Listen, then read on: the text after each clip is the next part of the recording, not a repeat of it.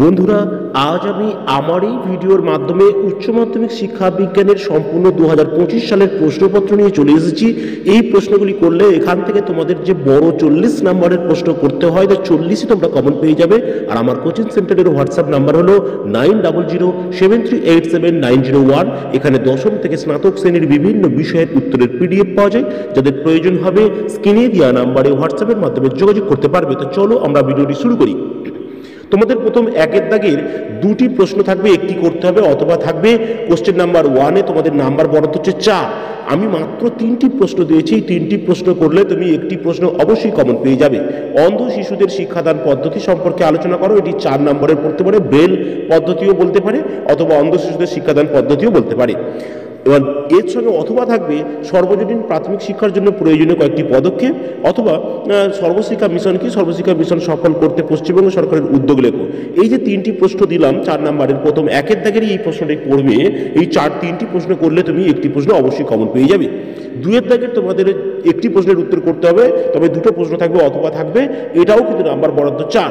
আমি এর এগেনস্টে 5টি প্রশ্ন দিয়েছি। তোমরা হয় 3টি প্রথমের করো, অথবা তোমরা শেষের 2টি করো, অথবা তোমরা যেটা যার তৈরি হয়ে রয়েছে সেটা করতে পারো।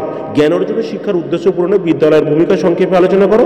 মানুষ হয়ে ওঠার শিক্ষার উদ্দেশ্য কার্যকরী করতে বিদ্যালয়ের ভূমিকা, এবং একত্রে বসবাসের জন্য শিক্ষার উদ্দেশ্য পূরণে বিদ্যালয়ের ভূমিকা। তবে এই 3টি প্রশ্ন করলে একটি প্রশ্ন তুমি অবশ্যই কমন পেয়ে যাবে। তাহলে কিন্তু অথবা দিয়ে এই প্রশ্ন করতে হবে না। কিন্তু যদি কেউ করতে চায় অথবা দিয়ে প্রশ্ন, তাহলে সামনের 3টি তার না করলেও হবে। শুধু এই দুটি প্রশ্ন, প্রযুক্তি বিজ্ঞানের সমস্যা সমাধান এবং শিক্ষাক্ষেত্রে প্রযুক্তিবিদ্যার সুবিধা এবং অসুবিধা, এই দুটি প্রশ্ন করলেই কিন্তু সেই একটা প্রশ্ন কমন পেয়ে যাবে।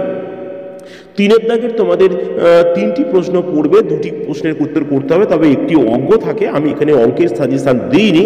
এখানে মোট 7টি প্রশ্ন দিচ্ছি। 7টি প্রশ্ন করলে এখান থেকে 2টি প্রশ্ন তুমি কমন পেয়ে যাবে। আর যেটা অঙ্ক করবে সেই অঙ্ক কিন্তু এখানে দেওয়া হয়নি। যারা পারবে অঙ্ক প্র্যাকটিস করে রাখবে। আগ্রহ কাকে বলে, ইয়ার বৈশিষ্ট্য লেখো। শিক্ষাক্ষেত্রে আগ্রহের গুরুত্ব লেখো।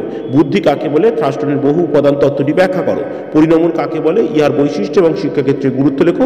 মানসিক দক্ষতা কাকে বলে, স্পিয়ারম্যানের দ্বি উপাদান তত্ত্বটি লেখো। অনুবর্তন কাকে বলে, প্রাচীন অনুবর্তনের সংজ্ঞা দাও। বৈশিষ্ট্য, পরীক্ষা এবং শিক্ষাক্ষেত্রে গুরুত্ব লেখো। স্কিনার বক্স কি, স্কিনার বক্সের পরীক্ষাটি লেখো। শিক্ষাক্ষেত্রে সক্রিয় অনুবর্তনের গুরুত্ব লেখো এবং স্থনডাইকের শিখনের সূত্রগুলি লেখো। শিক্ষাক্ষেত্রের গুরুত্ব লেখো। এই 7টি প্রশ্ন করলে কিন্তু 2টি প্রশ্ন কমন পেয়ে যাবে। 4-এর দাগের তোমাদের বড় প্রশ্ন মোট 3টি পড়বে, যেখানে তোমাদের 2টি প্রশ্নের উত্তর করতে হবে। এখানে যে 6টি প্রশ্ন আমি দিয়েছি, আশা করছি এই 6টি থেকেই তোমরা 3টি প্রশ্ন কমন পেয়ে যাবে, কিন্তু প্রশ্নের উত্তর করতে হবে 2টি। তবে এই 6টির মধ্যে কোনো প্রশ্ন বাদ দেওয়া যাবে না। এই 6টি করলে তুমি 2টি প্রশ্ন অবশ্যই কমন পেয়ে যাবে। সমসুযোগ বলতে কি বোঝো, শিক্ষাক্ষেত্রে সমসুযোগের ধারণাটি আলোচনা করো। রাধাকৃষ্ণন কমিশনের গ্রামীণ বিশ্ববিদ্যালয় সংক্রান্ত সুপারিশগুলি আলোচনা করো।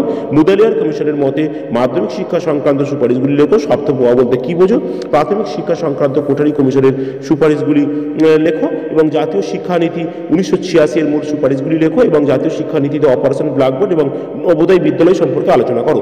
আর যদি উত্তরের পিডিএফ এর প্রয়োজন হয়, স্ক্রিনে দেওয়া নম্বরে হোয়াটসঅ্যাপের মাধ্যমে যোগাযোগ করতে পারবে।